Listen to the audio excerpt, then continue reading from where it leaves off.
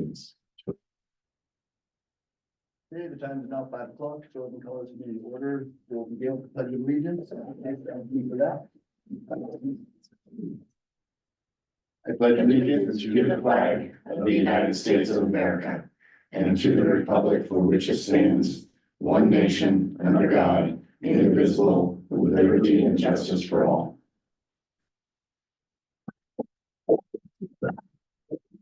At this time, I will go ahead and open the meeting up for public comment. Please limit your comments to 3 minutes per person. State your name and where you live for the record. Is there any public comment in the room? Hearing none in the room, is there any public comment on Zoom? Okay, we'll get right into things then. Beginning with administrative items and approving the minutes. Have the commissioners had a chance to review last month's minutes? I move to approve. Second that motion. So we have a motion and a second to approve last month's minutes. If there's no further discussion on that, we'll go ahead and vote. All in favor, say aye. Aye. Minutes are approved. We'll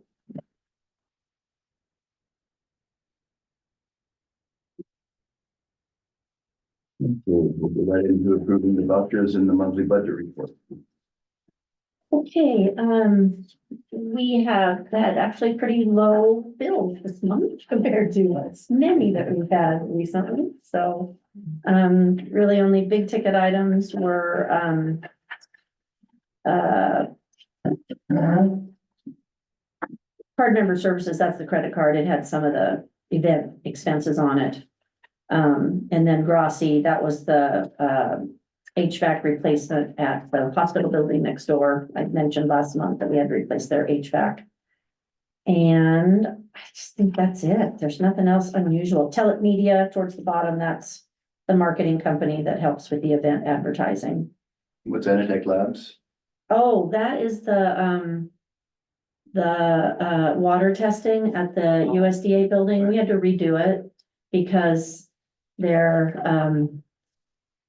their instruction manual was quite complex. And it turned out that since it was such a small building, that we had to test every outlet for Legionella, not just 2. So we had to go back and redo it. And it's that they're going to reimburse us for, I mean, they're reimbursing us for these costs, but because we had to redo it, I don't know if the second set is going to be reimbursed or not. We're still working on it. Okay. So I think they said they'd reimburse us up to $3,500. The company that took the tests redid them at no cost to us, but the lab is a different story. Right. That was not something we could say, that was our mistake. It was not theirs. So it was actually our consultant's mistake. So yeah, so that's it. Unless you have questions, everything else is pretty straightforward. And then the budget report, doesn't change much on here. I think they're about the same as they were before. So just a little month more bills and income. Mhm. Happy to answer any questions. Even if you've asked them before, because sometimes I see stuff on here and I can't remember what the answer was, so.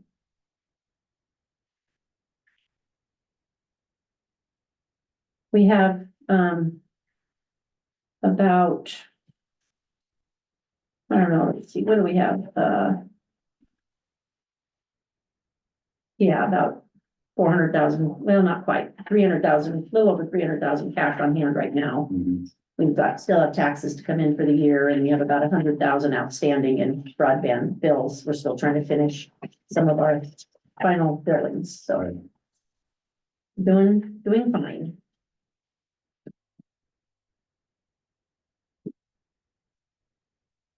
Questions from me? No questions for me. Hey, All right. Our signature will be our approval on that. oh, that's right, thank you. Oops, I think I just wrote our name. Sorry about that.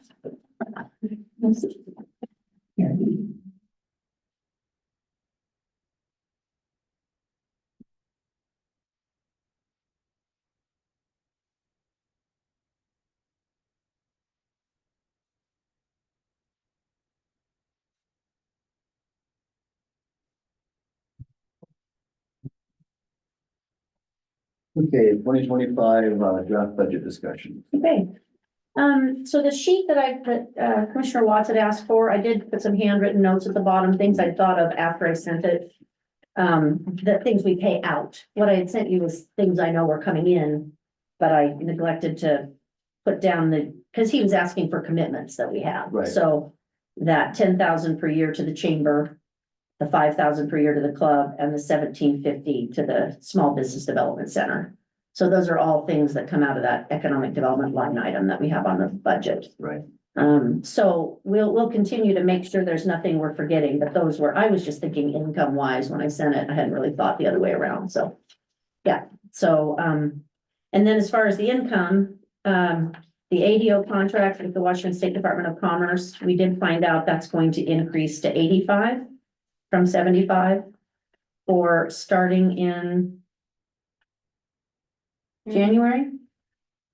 Yeah, starting in January, so we can, we can actually change the budget to 85 instead of 75. And then the RCO, I still have not heard from them on the grant. I did put it in the budget.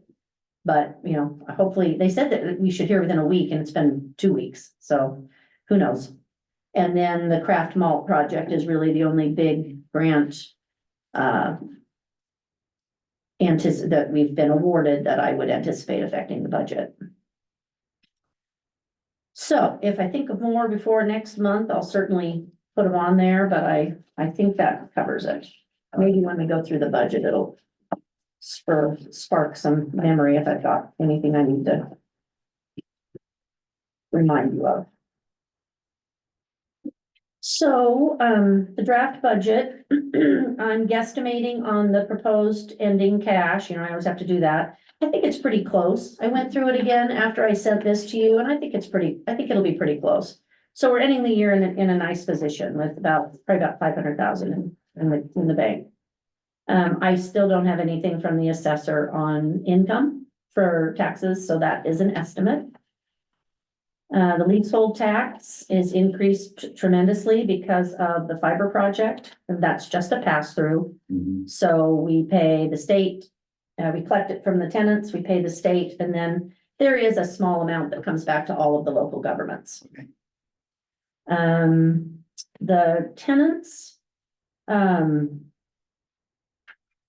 didn't have any big anticipated increases in lease rate, but those are all, accounted for here as best we can. What is Suite A at Blue Mountain Station? That is nothing, and we have it empty right now. That is where the honey processor was, and Okay. we don't have enough room down there. We don't have enough storage. So we used it, at food stock for canopies and chairs and things, and my lovely staff just said, can we please leave it empty for the moment? So we haven't tried to rent it. Okay. And we've got another couple of reasons for that. We potentially anticipate with the grain cluster that we might want to expand. If we talked about, you know, a small flour mill or something, that maybe we would need space for that rather than waiting to build a whole new building if there was space for something like that. So that's kind of what we've been doing. Okay. It's just holding on to it and not leasing it out. All right. So that's why it is a 0. Yeah, and then the hourly kitchen use, of course, is a estimate. There are some months that's far more than that. You know, it's right now, it's way more than that, but in the winter, it's not as used as heavily. So that's kind of an average, Mhm. kind of what we assume it would be. The railroad, at least hasn't changed. Let's see. Cameron Street Co-working, we told you last month that the club was giving up their space. And I guess, we had that temporary, what was the name of that business? All on the table? Oh, Is that what it was called? All on the Table. She was just there for a couple months and it didn't work out, so she's gone, so it doesn't account for those rents. And let's see, we're gonna use that space for fiber storage, is that what we decided? That's. Yeah, we have a lot of fiber material storage that is outside. Mhm. And so instead of renting that space back out, we also think that we need to put the fiber drops and get them out of, because they're outside under the porch in the back of that building. Mhm. And now that the 2 projects are done and we know what we still have, Because they're still coming and getting drops all the time as they add customers. Right. So we would like to put it in that room so that it's, under cover, under lock and key and easily accessible. Okay. So I don't think we're gonna rent that one out either.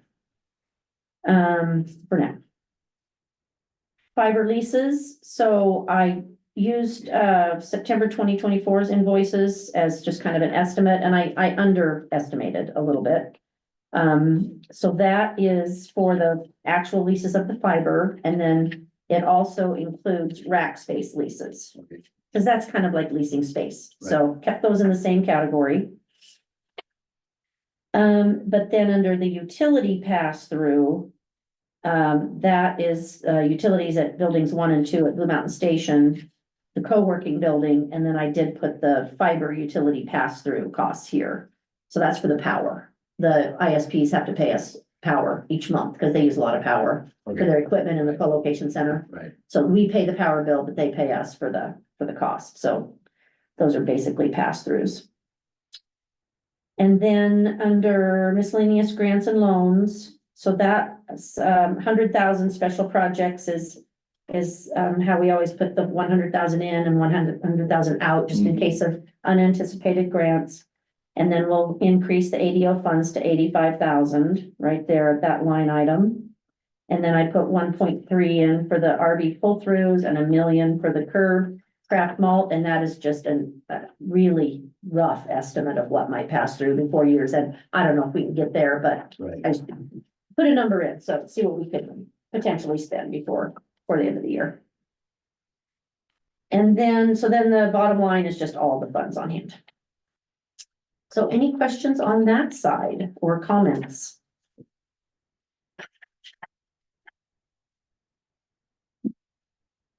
No, looks good. Okay. And then, on the expense side, so I did put in COLA for the office staff and a raise for one. That is, of course, subject to discussion, but I just wanted to put in a number. And the, benefits all are, it's pretty hefty, having to, offer benefits to all employees it's expensive, but luckily we've got enough money to pay for it nowadays. I did, increase advertising to 35, and I'd actually like to increase it more if we can. But that's to cover the, Choose Columbia County campaign that we've been doing. It is so popular. I'd really like to be able to continue it. Right. So, I'd like to add a couple thousand more if we can swing it. Let's see, dues and fees are just our usual. Do you want any explanation of that? That's like the WPPA, the Pacific Northwest Waterways Association, all that stuff. Okay. Election expense, we should have an election expense next year. So that is an estimate. I think the last time we had one, it was $7,000. So estimated 8. Insurance didn't go up too terribly this year. It was 84,000. I mean, it's still horrible, but 84,000. So I did increase that just in case. Janitorial, I kept the same. Leasehold tax is passed through. Miscellaneous. Okay, so here under office equipment and office supplies, remember I told you we're struggling with what goes on what line item. Right. So Tracy and I have actually looked at things, and it's not only what goes on what line item, but the software subscriptions have just gone up. Because everything is a subscription now, used to be we bought Adobe and used it for 10 years. Now it's like you gotta pay every month to use Adobe. So we increased the office equipment line item, and I actually decreased the office supplies line item. Okay. And I think that will work to do it that way. Promotional hosting is just our, we're entertaining businesses, or when we have our SEDS meeting, the state likes us to put that lunch that we pay for under promotional hosting. Publications, I'm gonna remove this line item. I think we put it in thinking we wanted to separate it from dues and fees, but it all just goes under dues and fees, so we'll just take that line item out. Okay, state auditor's fee. I went ahead and put 16,000 in it because I don't know if we will have another federal audit or not. I don't think so, because I don't think we've spent. Wait a minute, this is 2024. No, we probably will. Yes, we will. But then 2020, no, wait, 2025, let's see. Yes, Audit I- 24 and 20. I don't know that we will. No, they're auditing 23 right now. Yeah. I don't know that we will have one in 2024 because I don't think we spent the, up to the, it's the threshold. I'm not sure. Let me see. Broadband. Yes, we will. 900,000. So there, I budgeted for it. Where was I? Okay. Telecommunications is our internet bill. And other things, and the voice over IP phone. So travel, I increased because we're bumping up against our travel budget for this year, and the ADO has many required meetings they're supposed to go to. So, I did bump it up Okay. to 20 from 15. Utilities. I lowered it because the co-location power costs have not been as high as I thought they would be last year. I still don't know if that's quite enough, though. Looks like the end of last year was 49. I'm gonna circle that. I think that's a mistake. I think I need to raise it. Community support left the same, and economic development left the same. That is where the club, the chamber, and the SBDC are listed. Architecture and engineering and consulting, I left the 50,000 that we'd had last year, because it's just very handy to have those, some money in those items for, that's where we paid for the appraisal, and there'll be other things that come up, so. Let's see, accounting is the same. I guess I didn't change the note. Should have taken that note off.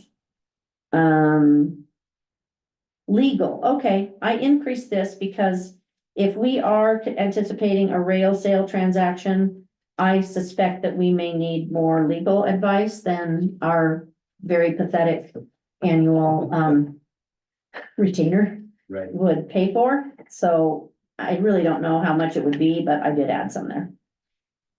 Okay, consultants and then maintenance. I left maintenance and capital improvements the same. I will have a capital improvement project list for you to consider at the next meeting, or to look at the next meeting for us to approve in November. I just didn't have it ready yet, so we can do that next month, but we've got time. And then marina, I added, so we budget $20,000 a year in maintenance for the marina, and then I added the pull through money. Broadband infrastructure, I put 0. I don't anticipate any broadband spending next year unless even if we go after the BEAD funds, nothing is gonna happen in 2025. Right. Maintenance and operations, this is still a moving target. I spoke with Calvin today and asked about, the locates. Some of that stuff is still getting settled. I want to make sure I budget enough. So I had an email from him that I wasn't able to look at before the meeting, but I will refine that number before I give you a final draft. Okay. There's still time in October for us to discuss this and change things, so I'll have a better version then. Put in $1 million for mulch.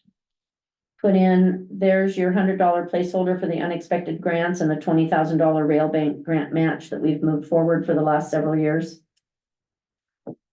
And then under debt service, nothing is changing yet. There's a couple of these that are gonna be paid off in the next two to 3 years, so pretty exciting, yeah. And I will just remove the industrial building number 2 revenue bond light item now that it'll be off the paperwork. And, so it shows us ending, reserve 190,000. As you can see from last year, I budgeted that we would end with 200,000 and we're gonna end with 500,000. So it's typically far more than because I'm a conservative budgeter. Right. But I like to try to keep it as close to 200,000 as possible. So, any comments or questions or suggestions? No, it's shaping up, looking good. Great. Thank you.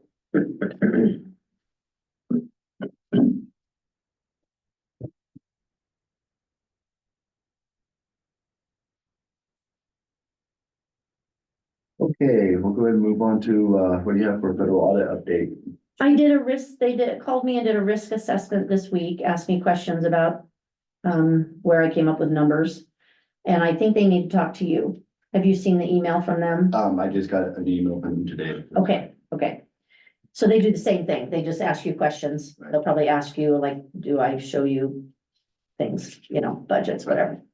It's going okay. I just have provided them a ton of information and just have to continue to do so. I think they're pretty sticklers about things, so, even if there's not money missing, I think they still care very much about, how it looks in QuickBooks and, Right.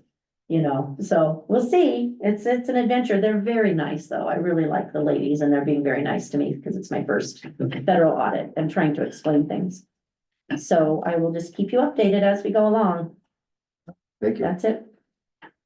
Leases. Don't have any leases this month, and Tracy said she's not sure we have any next month, but I did want to follow up on something from last year's evaluation. About a tenant screening process. So I did reach out to the Port of Whitman and they sent me their kind of an overview and an application that they have for their tenants. Mhm. I don't know if it fits us exactly, but it's a good sample and I plan to get a couple of more samples from other ports. So then maybe something we could have ready by the time we do policies in Mhm. January is what I was thinking. That's good. Okay. All righty. So update on port assets, starting with Rock Hill. Not much to report here. We did the HVAC system in the building next door. Has there been any other maintenance issues? I can't think of any. No. I don't think so. No, things are going good here.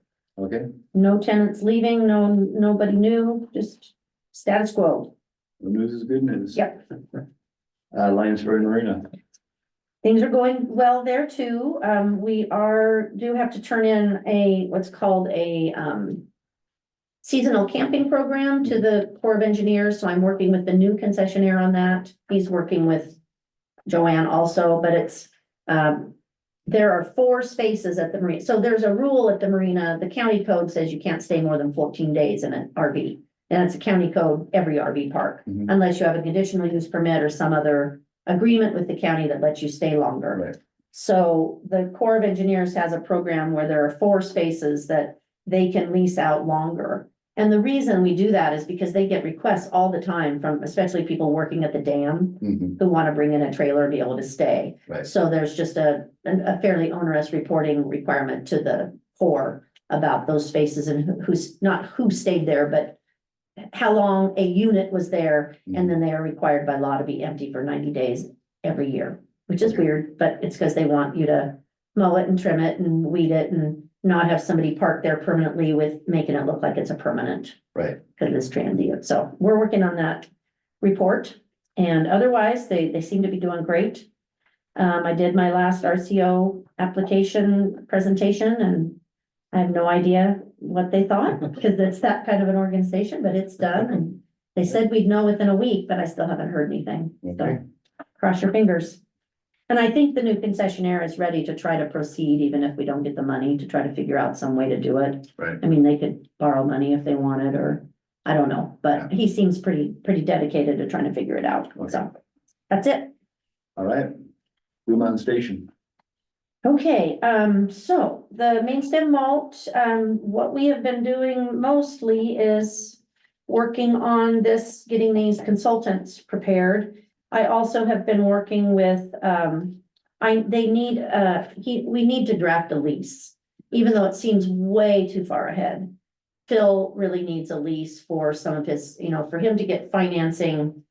Right now he's getting preliminary financing numbers, but for them to actually approve the financing, we'll have to have the construction drawings and a lease. So they're bugging me for it now, so I've got an appointment with Kim Boggs this Friday to work on it. Since it's fairly, somewhat complicated. We've got one from Tucannon development from before, the red building at Blue Mountain Station we can use as a sample, but they would like the option to buy the building in the future.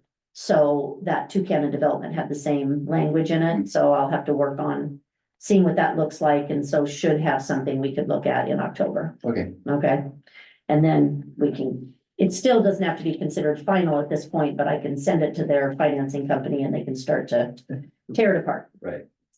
Okay, and so then as far as the consultants, I sent out, I told you guys we sent out the SOQ, and then we interviewed them, and then Phil helped me interview, and Jill did a little bit. And so then we sent a request to two companies for proposals. And, both excellent companies, excellent proposals, both would be good.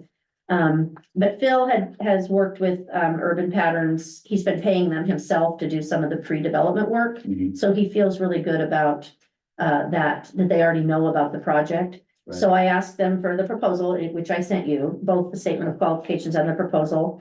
And I've talked to them again, and I've called their, references, and they were very good. And we're not supposed to choose on price, it's really about ability. So the only things that I'm gonna have to keep, front of mind with this company is, they are an Oregon company, and so they've got to clearly understand Washington State bid law, okay? And the second thing is that they have proposed design build. I have talked to some other ports, some of them use them, some of them don't. So what I asked them to do was to send me a cost estimate for both design build and traditional. And so I have both. The prices are both fine. There's nothing outrageous about them. They're actually below the, usually it'd be about 10% of the cost of construction, and it's below that. Mhm. So, I think what I would like to ask you to do is to approve me to enter into a contract with Urban Patterns, and then we can work out whether to try the design bid process or not. So I keep saying design build. Apparently, the benefit of that is that you hire the general contractor sooner, and it's a way of costing out the project in advance, rather than just drawing plans, putting them out and getting bids and not knowing if the bids are gonna be high, low, whatever. Yeah. So it's just not a process I'm as familiar with. Everything else I've done has been the traditional one bid process. Right. So Can also turn into a nightmare. which one? Design bid Okay, you've used it, or build. design build. Yeah, I know. I'm sorry. I made you say, I've been in process with both of them. okay, And we've had, and it depends on the contract, depends on the project, depends on all kinds of things. okay, But some things can go sideways that you don't get a product that you think you were going to get. Hmm, Compared to a product that is on paper, this is what we're getting, this is what it's spec'd out to, this is what we're doing, this is what we're bidding to. It's a little more straightforward, but it's not my expertise. I just kind of chuckle a little bit because okay, I've had some instances that design build is a battle, sometimes. okay, Build. good to know. But not saying it's bad. I'm just saying Right, there are also some downsides Right, to them as well. right. And I've had similar experiences with fire stations, Mm-hmm, but the one nightmare I had was we went ahead and let the architect design it all. And our bids came in millions of dollars higher than what we had gone to bond for with our. oh, boy, So we ended up in a design build with another architect and got it in under our bond amount. okay, So, and really substantially accomplished the same thing we had set out to do. I mean, there was things we had to cut, and mm-hmm, so okay, it's kind of damned if you do, damned if you don't. Mhm. okay, The biggest thing is the reputable company. Yeah. That's really where. Well, and if this guy's already been working with them. Mhm. yeah, So- and they're designing a flour mill. In Pendleton, it was the flour mill that came and looked here and didn't Yeah, choose us because we don't have natural gas. right. And so that was one of the references, and he was very, very happy with them, so both companies are great, so. And if we decide we want to go with a traditional bid, that they will do that, I mean, we're the boss. So, anyway, so that's the first one, that I would like us to. Recommend, because then I can move forward. Then I can get a contract from them and move forward.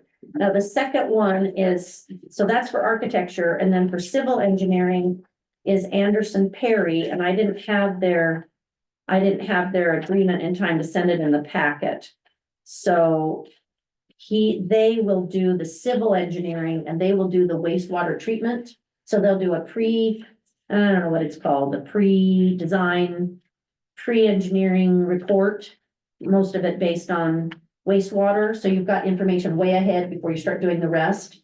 And then they'll do the civil engineering work, the roads, and so I've got it really clearly delineated. So the architect will do the building and then 10 feet out, and other than that, it's the civil engineer, and then together they will work. If there's landscaping along the civil engineer's roads, the architect will help with the landscaping.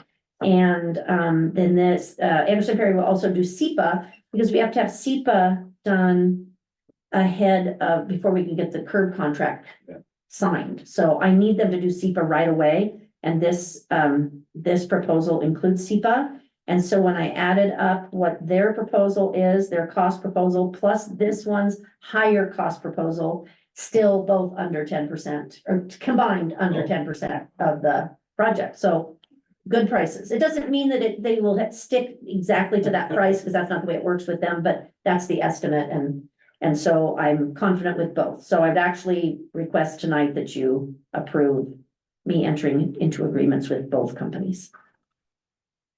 I would so move.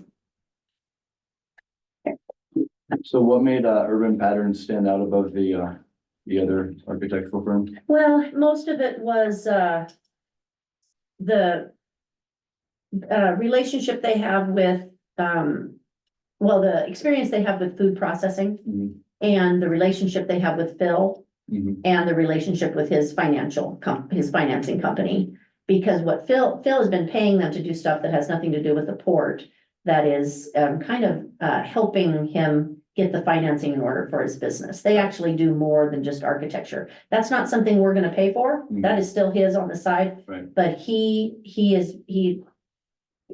liked both companies as well, but he really thought this puts us ahead because they already understand his craft malt project so well. They've Right. already been working on it. Right.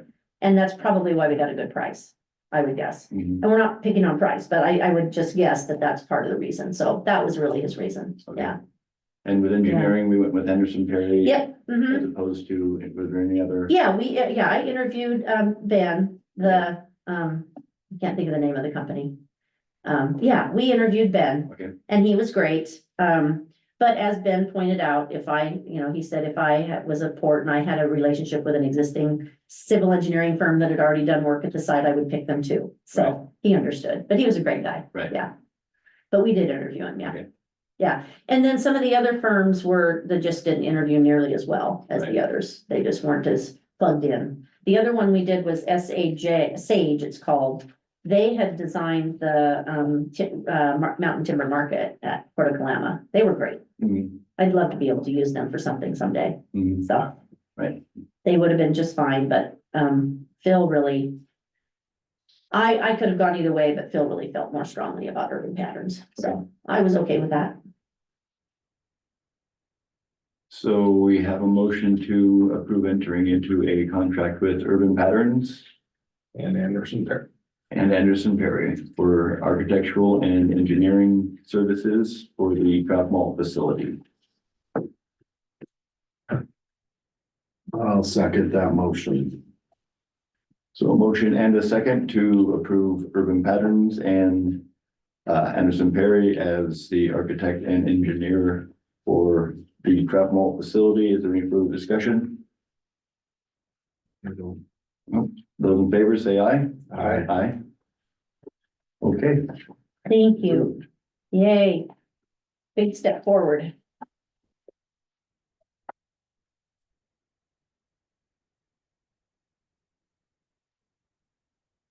Okay, that's all with Blue Mountain Station. We'll move on to the railroad.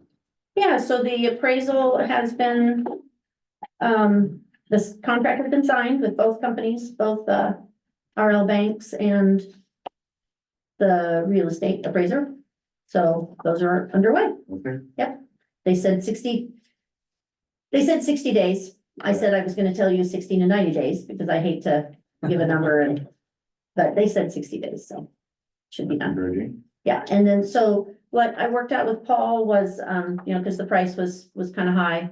So instead of going for the full real estate report, I chose the restricted report option, which saved him $6,000, saved us each $6,000. If a sale were to go through to satisfy, state appraisal requirements, we would need to pay that extra money and get the full report.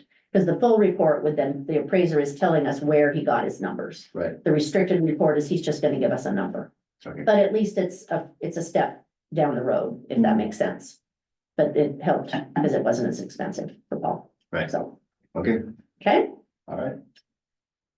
that's it. And then otherwise, Mr. DeDelius is here with his operations manager, Stuart, is that the right title? Doesn't matter. Remind me again what, so when it was restricted, what was the cost of that again? I didn't bring it with me. It was, I'll look it up. I think the total, do you remember the total I emailed you? I think the original number was supposed to be 58 and then, it was adjusting down to like 52, something like that, Yeah, 58,000. yeah, I'll find it. So that was the total cost right now per, No, that was the total. okay, so the 26. So each of our halves would be $22,025, So it must have went down 44, 40, okay. 44.50, That yeah. that wasn't much of a savings. Yeah, no, I think it was 56 originally and it went down to 44, yeah. Okay. And so that gives us the net liquidated value, that's the track. The real estate, underlying real estate, the land, and then a feasibility study that's like a kind of like a going concern value. But this was just because there isn't a lot of traffic on this line, it's just kind of an abbreviated going concern value. So that it tells you the values of the different parts of the system. Yeah. Okay.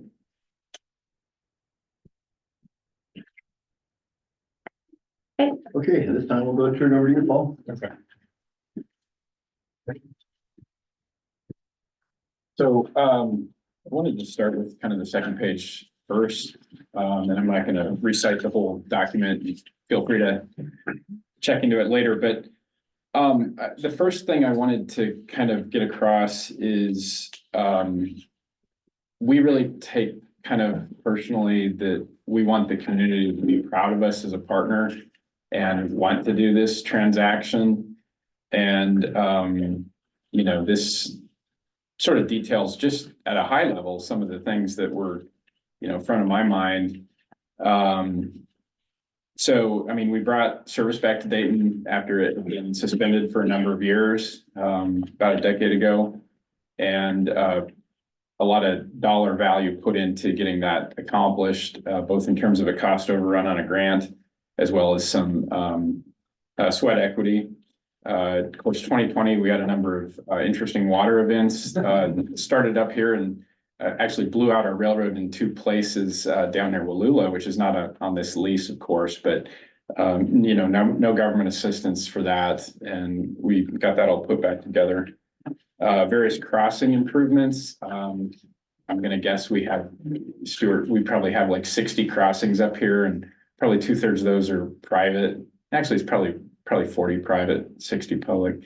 But anyway, we wish we could get every one of them fixed yesterday, but we've actually fixed quite a few, predominantly on our nickel. And community event items, the Lincoln car, showing up with our engine for different things, doing our best within the limitations of our insurance advisors to support things like pump cars, motor cars, that sort of thing. And I did want to point out that's fairly atypical for freight railroad companies to even tolerate or dabble in any of that. So, and ultimately, we would like to see passenger activity, maybe not, 3 trains a day moving commuters, but like seasonal events, charters, different things like that between here and potentially Walla Walla. Had a lot of staff time put into the trail planning and community engagement. And I did want to point out that this rail line was donated to the port in around 1996, I think. Associated to another big water event, which had taken place at that time. And then obviously you know, Jenny pointed out that the $20,000 port contribution to the FRAP, in terms of our 173,000 match, which is about 30% of the 594,000 grant associated to that, improving the track for passenger activity.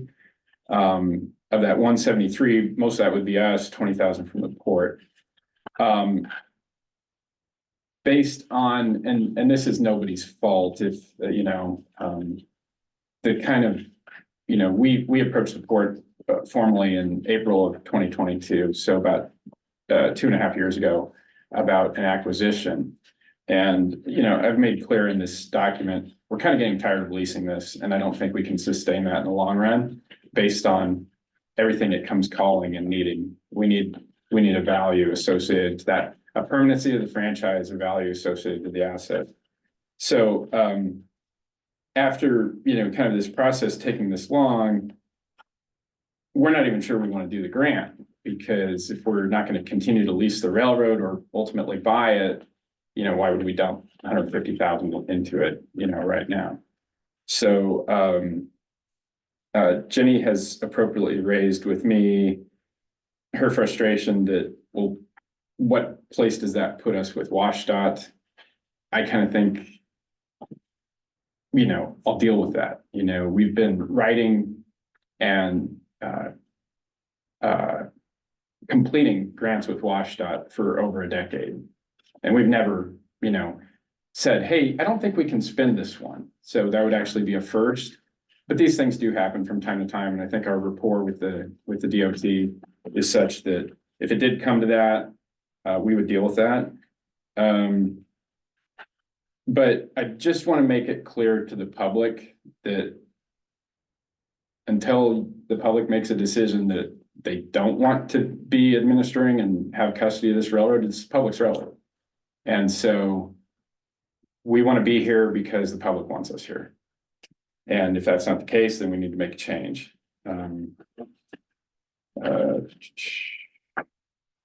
Just in terms of the appraisal, it's a little weird, but basically, like, we bought about, I mean, across a couple, 3 transactions, we bought about 80 miles of railroad from the city of Tacoma.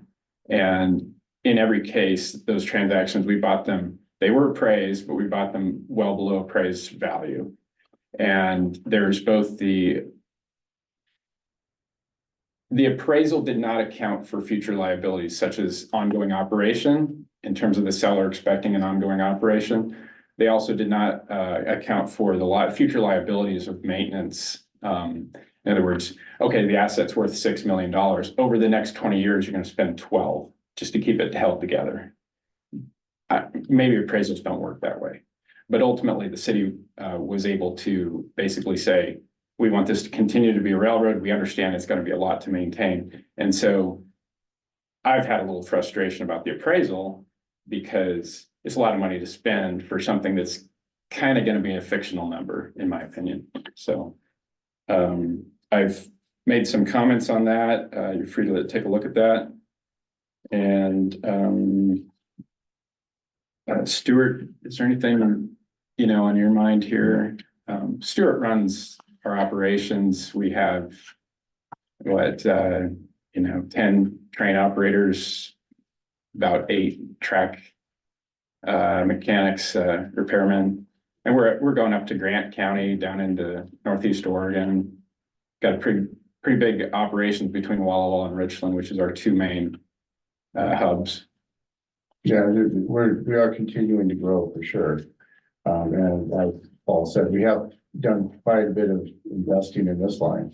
With most of your crossings downtown are new. This year, Seneca, we put on our dime, put in the 2 new crossings there. I think with their help. Yeah, Seneca did some drainage work, retention wall. They did some asphalt, but we definitely, you know, ties, rail. So it will withstand heavy rail, so it will withstand trucks for the next 50 years. And the one was a city project as well. Oh, yeah, the city project, that's beautiful, by the way. Yeah, that was a city grant. That was a city grant, but there's several that we've been working. Same with Rose Gulch Bridge, that was county money. So, We redid the track under it. And that's a lot of times how crossings end up going is we'll engage with either the municipality or the county. Hey, can you guys cover the asphalt and we'll renew the track? And that's kind of a handshake.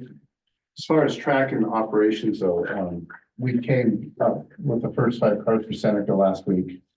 They loaded them and we went out, and we're at a point right now where we're putting a track inspector in front of them before they leave almost every time to check the track. And they had multiple repairs to do because it's getting to a point where it's breaking underneath us.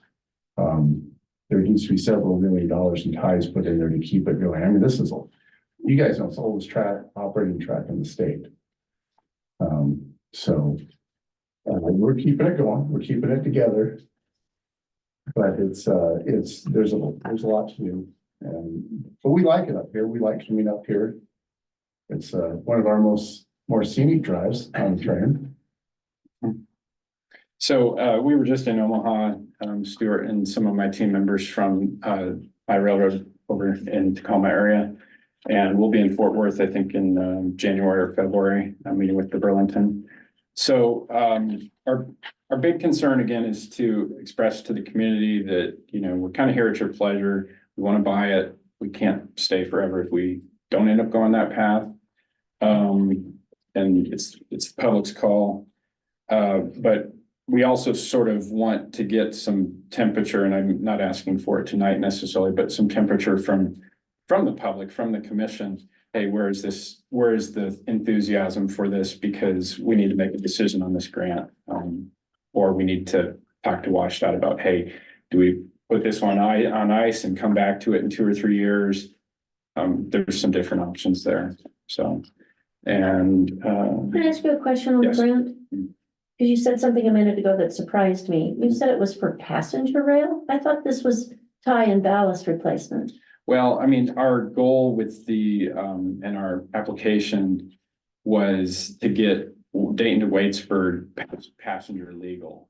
But wouldn't that help with the freight? I mean, when he was just talking about the cars. Yes, absolutely. That's what would help with the freight. Oh, yeah, it would. Right, but the point that, yes, exactly, and there's some flexibility within the grant where we sort of focus the talk and the pitch about Dayton to Waitsburg, but the bookends would go all the way to the golf course in Walla Walla. And did you apply for passenger rail? I mean, did that No. put in, I mean, maybe I don't understand your question. when you applied to the state of Washington for the grant, Right. you didn't say it was to improve the line for passenger rail, did you? I don't remember, but Oh, okay. I I just again, didn't know they would fund that, well, because that's a freight rail program. yeah, correct. Okay. And they, I mean, I can. Oh, you need it for both. I mean, you know, we need it for the freight. Right, I just was confused. It was I didn't not under a think- and that was passenger the first program. time I'd heard the word passenger, Yeah. so that was why. I was And that's confused. still a ways off. The passenger thing, even with this, I mean, it's still a ways off. There's a Well, and lot. then, and I have another question about that too, because the speeders that were supposed to come to the depot this weekend, you chose not to allow that to happen because of the insurance. Right. So passenger rail, Well, believe it or not, can you really do it? our insurance advisors, they're completely freaked out about the little buggies. But us operating a train, Mhm. they're not, and a secondary nuance to that is they're not worried about us derailing the train. They're actually worried about tipsy people or elderly people getting on and off the train. So it's slips, trips, falls stuff. But their concern with the little buggies is motorists either hitting them or getting hit by them or not knowing how to handle things and then something happens.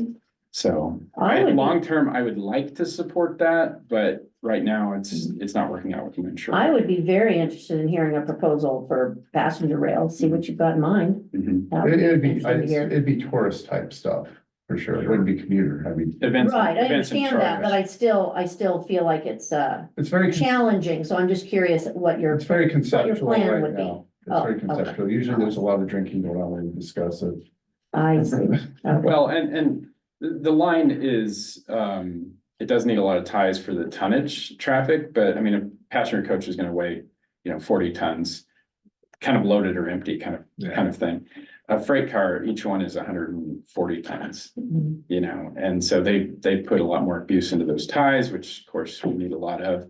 But on the other hand, it's not that far away from federal legal. Right now, it's not federal legal to run so much as an excursion. So last time you were here, we talked about the access onto the main tracks to get to the granaries Mhm. down on the river. Mhm. Where are we at with that? So that's obviously very important to us, but we're not at the right place with Union Pacific to really push those buttons yet. And I mean, So, will that ever happen? yes, so right now, we're through our sort of baby lease with the Union Pacific, which was 2019 through 2024. And we've worked out the lease amendment that would take us to 2034. And so in other words, they finalized that in their very slow legal department. We've signed it and we're waiting for their signature back. And then with a little more standing with their organization, we'll be in a position to do some negotiating, both with Wallula as well as some situations in the Tri-Cities where they're actually on our track. And I'm just gonna say this the best I can. Sure. I've heard from different entities involved in the wheat industry that they're very, Walla grain growers, I guess, Northwest Grain Growers. is interested in you being able to haul from Prescott, but not interested in hauling from Dayton. And I go, and the track's gone. Been ripped up from above Seneca on up to the granaries. One side of it. So what they told us with regards to the track that was removed under the freeway there is that, this is 5 years ago, maybe, they said, if we ever did want to do rail, we'd do it on the south side, which is, there's still a track there. The other thing is, 5 years ago, they were saying no on Dayton. Now we're seeing enthusiasm from them about making some investments in fall protection where they would actually do stuff in Dayton. So I think for whatever reason, I could speculate, but for whatever reason, they're starting to look at Dayton as well as a rail origin. So is grain getting clear down to Wallula from Prescott? Right now, we're moving some grain, but it's long haul to like, Yeah, it's long haul. We're interchanging it to the BNSF. it's not going export. It's that? going domestic milling, not. Yeah, export. I think it's almost all like special organic stuff, and I think it's going towards the Midwest, if Yeah. that sounds right. Yeah. Yeah, none of it's going for export. But you are able to get it onto their track. Yes, we have an interchange with both of them at Wallula. Yeah, they just can't get it to the barge facility. Barge facility. So the issue is that Union Pacific, or Burlington, their quotes from Columbia County to the Portland exporters, and that includes Longview, Tacoma, they're not barge competitive. Oh. And so they're open for business. It's just no one's gonna buy freight that's 50% more than truck barge. So we want to replace the truck part of truck barge. Yeah. So, and Especially if something happens to our dams. exactly. And that was historically where they weren't as enthusiastic about Dayton, because Dayton's actually fairly close to Lions Ferry. Very. So anyhow, Okay. and yeah, So I've got, I wanted to ask about car storage. My understanding is that that's pretty much how you're funding this rail line. And so how would that change if you owned it? I don't think it would change much, Well, much at all. I do, I mean, is there some, the freight rail just hasn't, it hasn't, you know, Maybe. gotten better. So, Yeah, I mean, so if we make an operations commitment, that doesn't provide for us to stuff the 30 miles of rail cars down the main line, because that would conflict with operating. but if you owned it, you don't have an operating commitment to anybody. It's Well- just yourself. No, I mean, we've suggested that associated to purchase the rail line, you guys are kind of in the driver's seat for negotiating what that looks like. We've actually, over the last 18 years, we've literally put back into freight use 100 miles of rail line around the state. That's a third of our Washington state network. In other words, it was growing sagebrush, or the bridges were impassable, or whatever. And of that 100 miles, we've got what? 6 miles of car storage between Milton Freewater and Weston. Yeah. That's the only place we've stuffed the main line. And when we went to Smith Frozen in January of 2020, we said, hey, we need a carload minimum to put the ties that this needs, and they elected to start trucking it to Milton Freewater for us. So that's the only place in the state. And so you balance, okay, we took 6 miles out of service versus 100 miles we put back in service. And again, it's your railroad. So if you guys want freight coming up here, I mean, that's very much in the cards. We did make an adjustment on some of our car storage here recently to move some graffiti to some other places. Yeah. I know somebody had a thing with that. Okay, so my last question, I think, or at the moment anyway, is so the city of Tacoma did an appraisal before Yes. you bought their rail. Yes, So I guess I don't really understand your reluctance for us to do an appraisal, no, there's no reluctance. because we have to. No, there's no reluctance. Okay, and you know, I mean, and I hope you guys know that these consultants that I've been working with on appraisals, both the first one and this one, is that, you know, there are options for potentially us maintaining the ownership of the underlying real estate that he really can't afford, but him owning the operating rights or the tracks on top of our property. There are options that can be sorted once we have an appraisal that could make the sale more palatable to all of us, if that makes sense. So, and you know that, right? Yeah, you know that there's options, okay? Yeah, but there's we both still have vertical to- options Yeah, and we horizontal. still have to know the value of all the pieces, so we can. Well, and I think with, when we're talking about value, it's important, like Paul was saying, to take into consideration the amount of money that's going to have to be put into it in the future to keep it operational. That's why they do the going concern, the Right. feasibility study, Right. that's that part. Right. Also, I think it's important to take into account the amount of money that he's, put into it and sweat equity and time, labor, expenses as far as, the different crossings, replacing ties, repairing the washouts, all these different things that he's been doing all along the way. In order to keep this operational, should also be taken into consideration when we're looking at the value of, what it is versus what he's already got it put in, invested into the line. I just think those are things that we need to keep in the forefront of our mind as we're going through this process of trying to determine a value and a reasonable sale price for it. So I've got a little bit of research I did, just real quickly. Car storage. And I'm not saying you're going to do that. I'm saying, what if our port did that? So if we look at how many miles, 38 miles, a mile's 5,280 feet long. And say you need at least 10 miles of not for all the crossings, you can't block them up. An average car is 60 feet long. That means there could be in the 28 miles, 2,464 cars stored on the rail. And I know the guy from the state said $10 to $40, but what I found was $4 to $16 per day rent is. We don't charge that much, this line. Empty cars, I think we start at $3 a day. Okay. Now, you can't go up, if we had empty hazardous, it would go up maybe $5 a day. Okay. But it does depend, it's the rate that we charge is very dependent also on where it's at in the state. Like the rates on the west side are much higher than they are over here, just because of demand.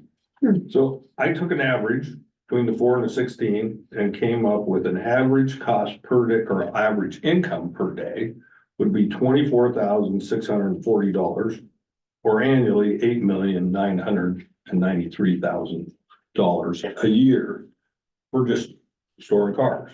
And that's the low end of the figures. So, Can I say one thing about that? sure. The cars that we do have stored south of Milton Freewater, that are all the same kind of car, they're center beam bulkhead flats, and we have to do it that way. Because once you get past about the 100th car, if you have a different car, let's say 200 cars deep, and the customer calls up and says, we want to take the 200th car out. Yeah. It's a monumental undertaking. It can take you 3 or 4 days as you take pieces of it Sure. 10 miles down the road to find a place to get them out of the way to go get the car. So in any kind of, let's say that we really wanted to do some kind of a bulk storage, it would have to be the same type of a car, but it'd have to be one customer that would agree to take the first car out. It's the feasibility of going past a couple hundred cars is not realistic. The ones we have south of town are unusual. It's the biggest car company that's storing them. They're the biggest car lessor in the United States. We've got the biggest chunk in the United States like this. It's like the biggest grouping of cars in the United States of the Centerviews are south of Milton Freewater. And I believe there's what, 261 of them? So I see what you're saying, but the reality of storing cars, you would never go past about 200, 300 cars.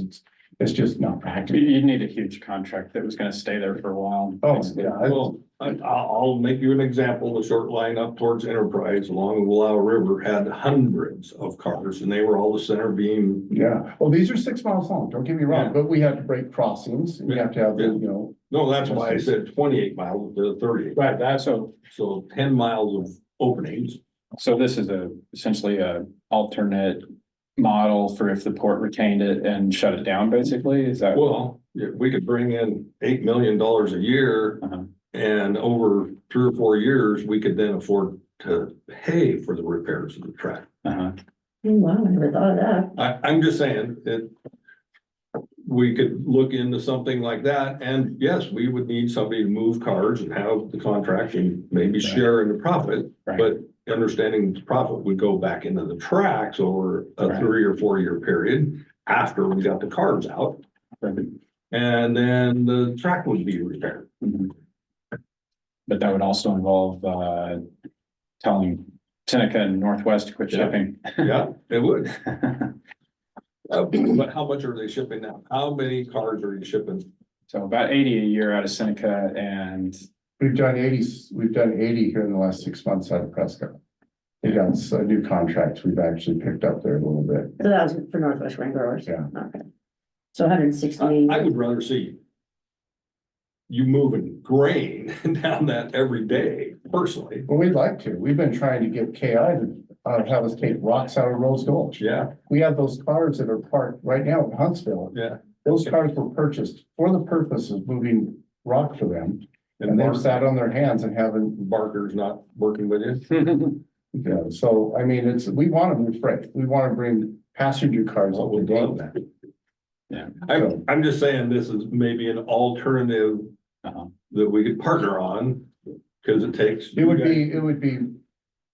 be very challenging. We have open space in Walla Walla for 80 cars.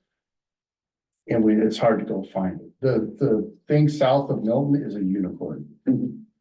It's a monthly rate, and even according to the company, those cars will probably age out there and get pulled out in 10 years and scrapped. Finding 5 miles of cars it's hard. Yeah, I mean, it's a valid, Yeah, it's real. I mean, what you're saying, it's real. We can do storage. The amount of storage you're talking is almost impossible to find. There's just not that much out there. And usually when cars go into storage, they want to go, they pull them out of the network because now it's not harvest season. Or they pull them out of the network because we're not moving natural gas. So they put them into a storage situation for 30, 60, 90 days until they're needed again. So they need to be more readily accessible. And you start going, like I said, 300-400 cars deep, you can't. Get the It's last. not practical. Yeah, they want they tell you, yeah, we want the last car. Well, now we know what we're doing for the next 3 weeks, right? And nothing else. So Yeah. it's, we're storing cars generally 4 to, I think our best has rate, maybe loaded has even, I think is like $8 or $9. So we're not in the double digit. that's on the west side. Even on this No, side, no, it's I only get it. 6 loaded. Yeah, I mean, it's a valid economic concept. I won't be suggesting it necessarily because, I mean, we want to keep moving the freight. We also are leery of moving loaded hazmat Yeah, on the quality of the tracks right now. sure. So we don't bring hazmat like this direction Yeah. for that specific reason. We stored, what, 2 miles of new high top Yeah. auto carriers out Yeah. by Prescott, and it kind of set social media Oh my ablaze. gosh. And that was out there for like three, Yeah, 4 if you weeks. filled up the lines with cars, you think you had a complaint about John Dolan's, you'd have pitchforks and torches out front. Well, unless we're making $8 million. Maybe. I don't know. For our constituents. Right. Yeah, if we could make 8 million doing it, we'd do it. And it'd already be done, we'd be doing it right now. Well, I share your frustration with the 2.5 years. Okay, Matter of fact, I'm a little embarrassed about it. Okay. They were there. Okay. And they were not any further. okay, So I'm not gonna go into too lot of detail of what I think about it, but I don't think that we have a train or conductors sitting in our backyard as ownership of the port. You guys do all that work. So I appreciate that because without you, it would be growing weeds and it wouldn't be being used. We don't have the infrastructure to keep it going. So the partnership that we have, I think it's absolutely critical to keep that line rolling, because without it, it wouldn't be rolling. Somebody else might come in and do it, but we're not in the business for it. So anyways, I am looking forward to some movement and some movement quickly on this. I don't quite understand why we're paying that much money for an appraisal either, especially when this stuff goes on. You guys just did one for Tacoma. It would be interesting what that appraisal cost and what the outcome of that was, right? And I agree with Seth, the work put into it, what you're doing with it. And me, I would think, well, if I didn't own the track, what incentive do I have to dump all my money into it if I don't own it, right?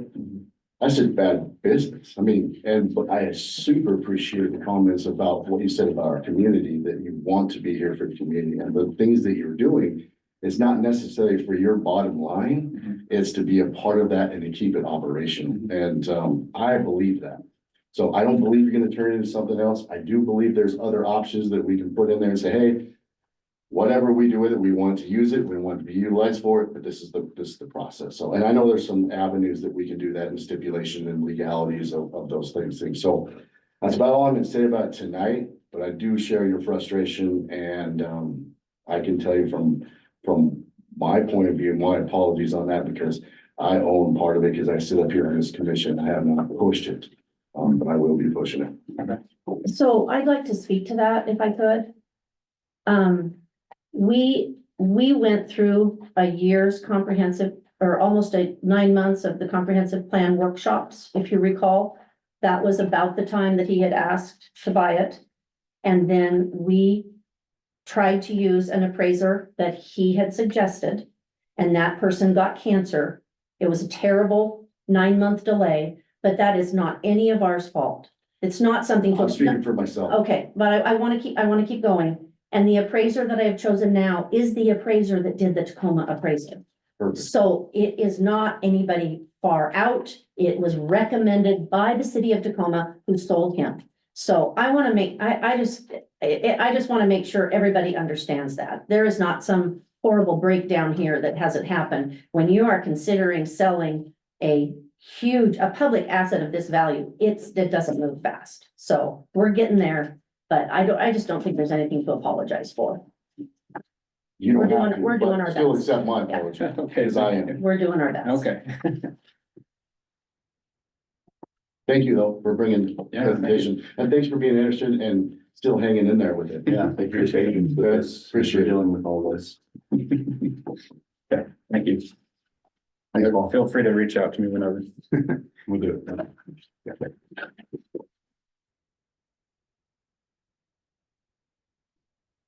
Okay. Got discussion or questions about the road? No. Cool. We'll move on then.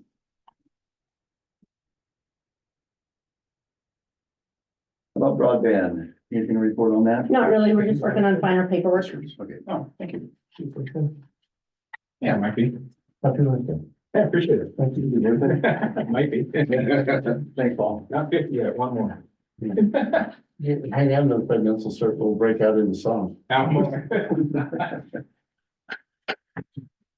Okay. I'll let you guys go. Yes.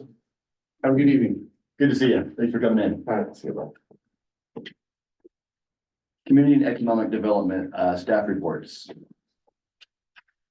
I had a new inquiry today on an energy project in Columbia County. I'm meeting with them next week. Another inquiry for a business, a new business that I'm meeting on Friday. We're getting ready to assist a downtown business with an open house. I'm the new president of the RTPO, led the meeting yesterday. We had a dam study presentation. It was interesting. Found out there are 3 different known dam studies, one on recreation sponsored by the RCO, one on irrigation, and then the transportation was the one I heard presentation on that I've shared information with you guys about in between meetings. WPPA Environmental Conference is next week. I'm moderating a panel on water scarcity and agriculture. And I have booked rooms for the small ports meeting at the end of October because they always book out fast. And I think I'm being asked to present on comp planning. I'm not sure yet. I attended a WPPA meeting today on short line rail modernization tax credit. It is a piece of legislation that is meant to help short line rail operators and their potential tenants that might build sidings on another tax credit. So it would help them be able to make improvements. And Paul was actually in that meeting as well. And then I mentioned the ADO funding that is, there's a slight increase. And I did sign on to a letter requesting an increase for rural counties at the request of the Port of Whitman and some other rural counties in the corner of the state that don't really feel like they are getting enough money to make their program work. And I think for me, that's it. So I'll let Jill talk. Thank you. Sure. There's obviously been a lot of discussion around ABO funding, so me and Jenny have been tag teaming on that. There's that increase, and then we're kind of trying to look at the future legislative session as far as increases go. Jenny mentioned with the budget report, talking about the Choose Columbia County campaign, so obviously that's underway. And right now we're in the midst of kind of accompanying that with those dollars from State of Washington Tourism. So right now we're developing a lot of assets. We've been out to a lot of the lodging establishments. So we're trying to work on that because part of the tourism is obviously lodging and getting people to come and stay. We had our fair booth that we did on the marina. So I don't know if you guys went to the fair and saw it. We put like a whole kayak in it. It was great.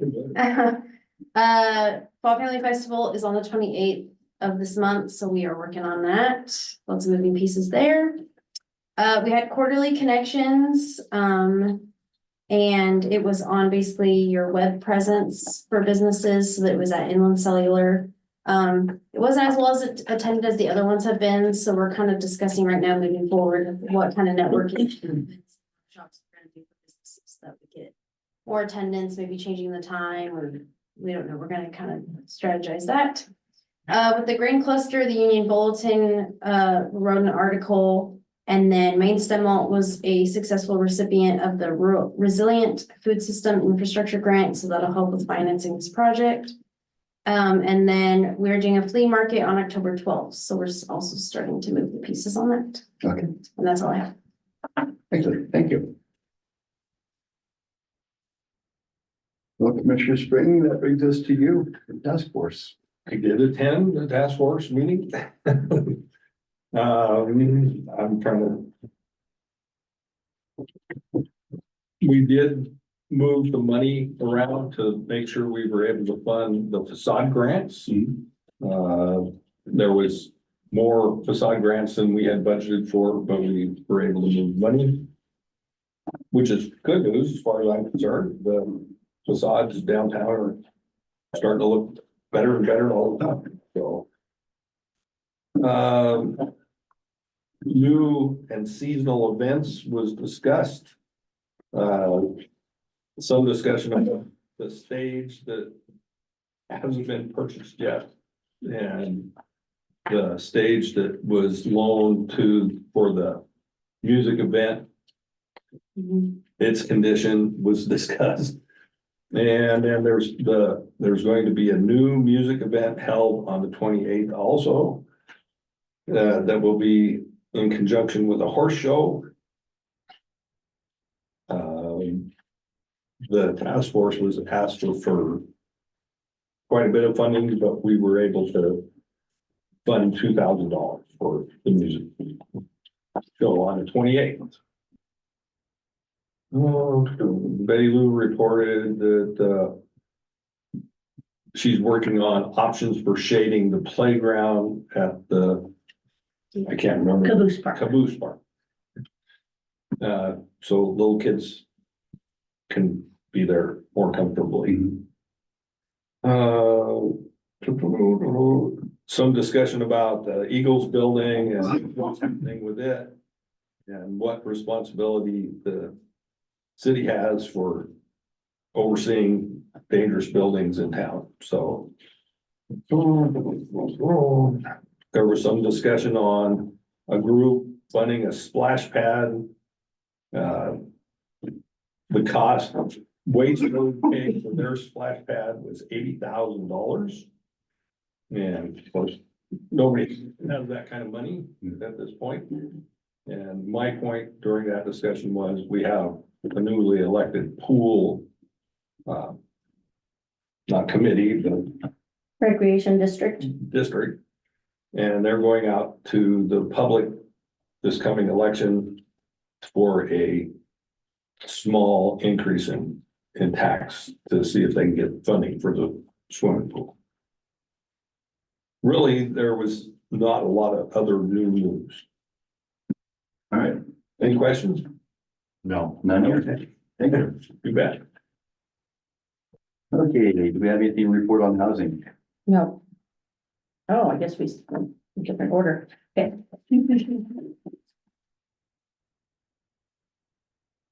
All right. So at this time, we have two executive sessions, the first of which is to discuss real estate, to consider the minimum price at which real estate will be offered for sale or lease, when public knowledge regarding such consideration will cause the likelihood of decreased price. However, final action at selling or leasing public property shall be taken at a meeting open to the public.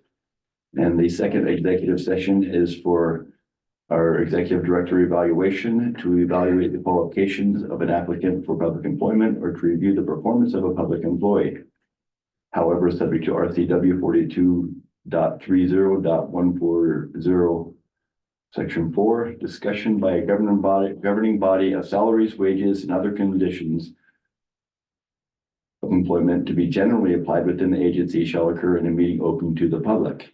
And when a governing body elects to take final action hiring, setting the salary of an individual employee or class of employees, or discharging or disciplining an employee, that action shall be taken in a meeting open to the public. So for those two sessions, we're going to go ahead and go into executive session for that. How long do you think it's going to take for the? I would say the first one would be maybe 5 or 10 minutes, maybe 10 minutes, yeah.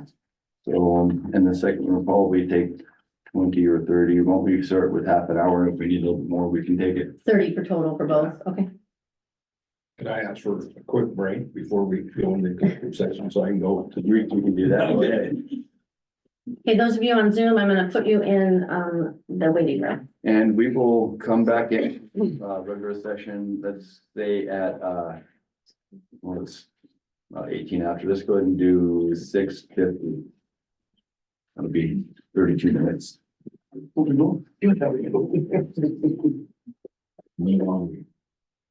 Yeah. No. Oh, yeah, you can stay for the first one, I'm sure. Yeah. Yeah.